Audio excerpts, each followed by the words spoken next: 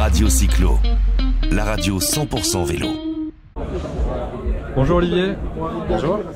Alors on est sur le Roc d'Azur, sur le stand d'Engo, qui est une marque de lunettes qui propose une technologie assez révolutionnaire qui est fabriquée en France, à Grenoble. Est-ce que tu peux nous présenter un peu plus déjà la société pour qu'on comprenne bien ce que tu fais? Donc la société c'est Micro OLED, qui est numéro 2 mondial des micro-écrans à technologie OLED. Et qui depuis quelques années a décidé de se lancer sur le marché du B2C, le marché entre autres de la lunette connectée sportive. Et donc on a lancé la marque Engo, qui est donc une lecture tête haute de tes données sportives qui vont être projetées sur la lunette. D'accord. Alors il y a déjà eu une première version qui est sortie, Alexandre Bérard de l'agence Alternative Média nous en avait parlé. Et là je crois que vous allez sortir un nouveau modèle, c'est ça? Tout à fait. Donc on a lancé notre premier modèle qui s'appelle Engo One, décembre 2021, janvier 2022, qui est un verre photochromique. Okay. Donc c'était notre premier produit avec un look and feel un peu plus tech. Et puis là donc on lance notre deuxième modèle Engo 2 avec un look and feel plus sport, on est plus dans les codes du sport, avec un masque standard, un masque large. D'accord. Masque standard plutôt pour les coureurs, runners et masque on va dire visage fin. Le masque large plutôt pour le vélo, le triathlon, sur des visages qui ont besoin d'être un peu plus protégés en termes de vitesse. En termes de verre, est-ce que ce produit sera décliné en verre classique ou est-ce que vous envisagez de faire des verres aussi plus techniques comme des verres photochromiques? Alors, donc le premier modèle Engo One est photochromique, niveau 1 à 3. Ouais. Là, on a décidé de lancer le deuxième modèle Engo 2 en verre standard, ouais. Donc catégorie 3, tout simplement pour avoir un produit, on va dire, plus accessible en termes de prix, que le premier produit en photochromique. D'accord. Au niveau distribution, quel est votre mode de jeu, mode de distribution? Comment vous envisagez de développer la marque? Donc aujourd'hui, à l'instant T, on vend 100% en D2C, en direct to consumer via notre plateforme e-com. Okay. Et j'ai l'ambition d'ouvrir quelques magasins, de travailler avec quelques magasins spécialistes. Parce qu'on a un produit, une technologie qui a besoin d'être essayée, d'être démontrée. Ouais, bien sûr. Donc c'est important que le produit soit disponible en magasin et que l'idée c'est de travailler avec des magasins qui ont l'habitude d'organiser des journées tests, de travailler avec leurs clients, de sortir avec sur le vélo, en course à pied, de manière à ce que le produit soit vraiment testé dans les conditions de sortie. Et on peut préciser aussi que ta technologie est utilisée par d'autres fabricants. Est-ce que c'est quelque chose que tu veux mentionner? C'est pas dans mon rôle à moi, mais oui, je peux l'expliquer. Donc aujourd'hui, Micro OLED a une marque ingrédient Active Look, la technologie Active Look, qui est commercialisée entre autres chez Jubo, avec le modèle Evad One, et chez Cosmo Connected, plutôt sur de la mobilité urbaine. D'accord. Et puis donc on a décidé de lancer notre propre marque, avec une logique d'être un démonstrateur, un accélérateur. D'accord. D'être présent sur des événements comme le Roc d'Azur pour tout simplement faire connaître la technologie et que les gens la découvrent et l'essayent. D'accord. Est-ce que tu peux nous rappeler la date de disponibilité du modèle et le prix public, s'il te plaît? Ouais.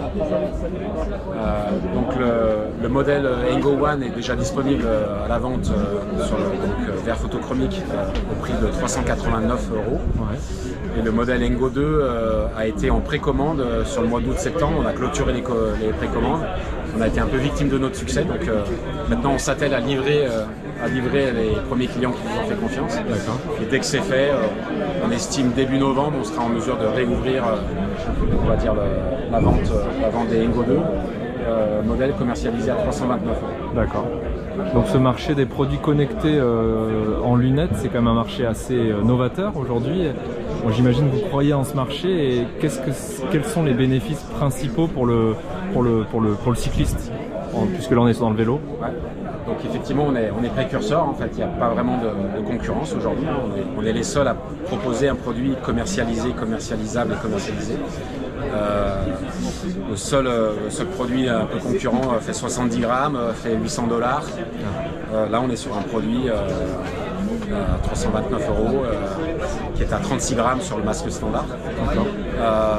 les bénéfices principaux pour le cycliste, puisqu'on est au Roc d'Azur, je dirais qu'on a différents cas de figure.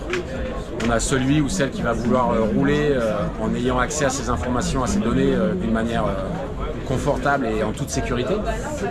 Éviter les nids de poules, les bordures, les trottoirs, de regarder ces données quand on est en descente à 80 km/h ou quand on est en danseuse dans un col.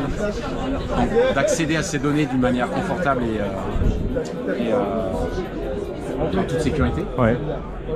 Sans avoir besoin de regarder son GPS. Sans avoir besoin de regarder son compteur GPS.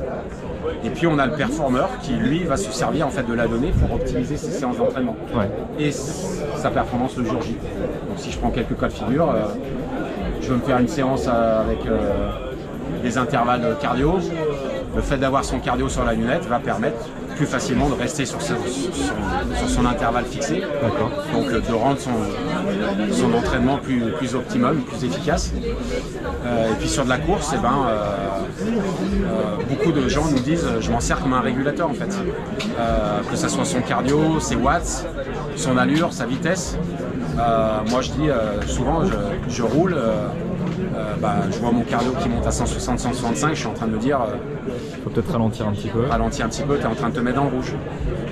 Le fait d'avoir le cardio sur la lunette, l'info est instantanée, on n'a pas besoin d'aller la chercher, elle est là.